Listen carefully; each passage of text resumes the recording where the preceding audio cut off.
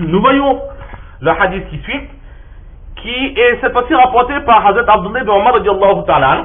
وعن ابن عمر رضي الله تعالى عنهما قال قال رسول الله صلى الله تعالى عليه وعلى آله وسلم هذا الذي تحرك له العرش وفتحت له أبواب السماء وشهده 70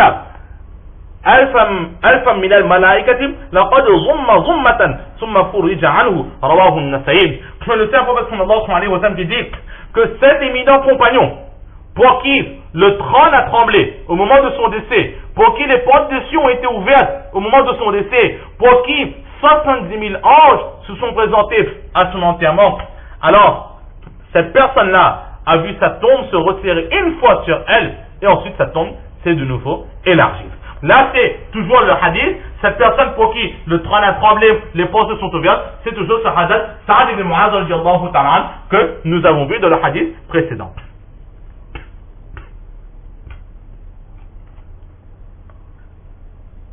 Maintenant, pour Hazrat Sa'ad ibn Mu'adh, le trône d'Allah a bougé. Qu'est-ce que cela signifie?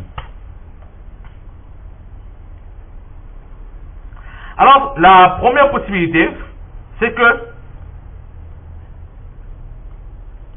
effectivement, le trône d'Allah lui-même, il a tremblé. La deuxième possibilité, c'est quoi? Ce sont que les anges qui portent le trône d'Allah, les anges qui supportent sur leurs épaules le trône d'Allah, eux, ils ont tremblé. Maintenant, pourquoi est-ce que ces anges, ou bien le arsh lui-même, il a trompé? La première réponse, c'est que peut-être qu'ils ont tremblé, dans d'autres narrations, pleuré par tristesse.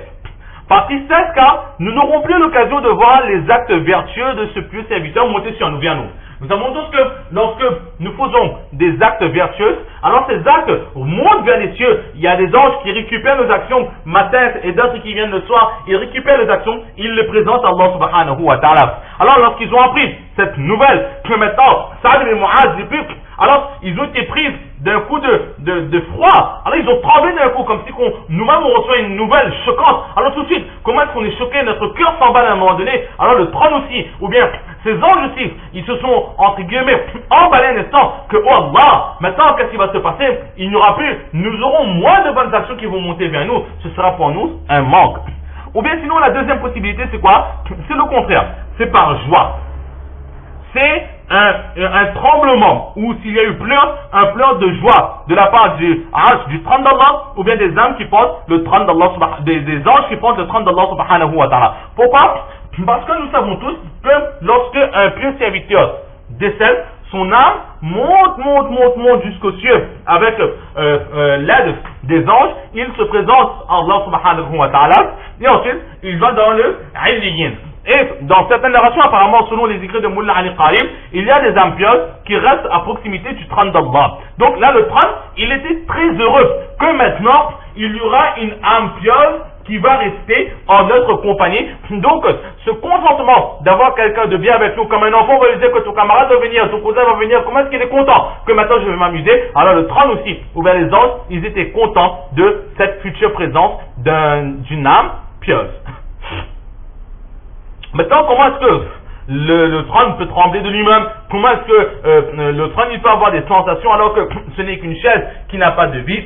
Alors là, nous dirons que sur terre, effectivement, c'est ainsi. Mais Allah subhanahu wa ta'ala, il a la possibilité de faire en sorte que le trône, il ressente certaines choses qu'une chaise normale ne ressent pas. Allah, il est libre de donner des sens, des sensations, des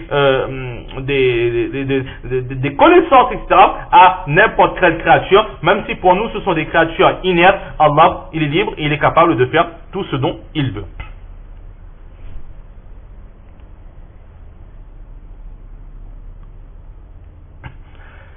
D'autres personnes disent que le trône d'Allah qui a tremblé, ce n'est pas le trône lui-même, mais c'est comme nous avions dit précédemment, la planche sur laquelle on déplace le corps du défunt depuis la maison jusqu'au cimetière.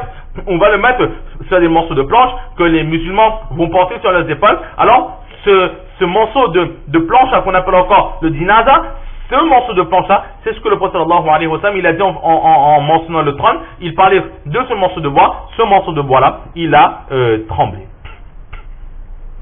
Donc voilà, au sujet du tremblement du trône. Maintenant, les portes des cieux qui s'ouvrent pour Saad ibn Mu'adh radiallahu ta'ala.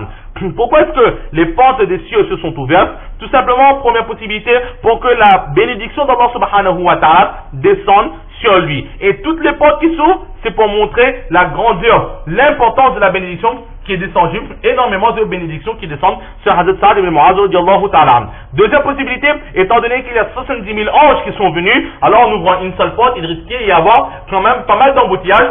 Donc toutes les portes sont ouvertes de façon à ce que 70 000 anges puissent arriver très rapidement au chevet de Hazrat Mu'adh, Saad ibn Mu'adh radiallahu ta'ala.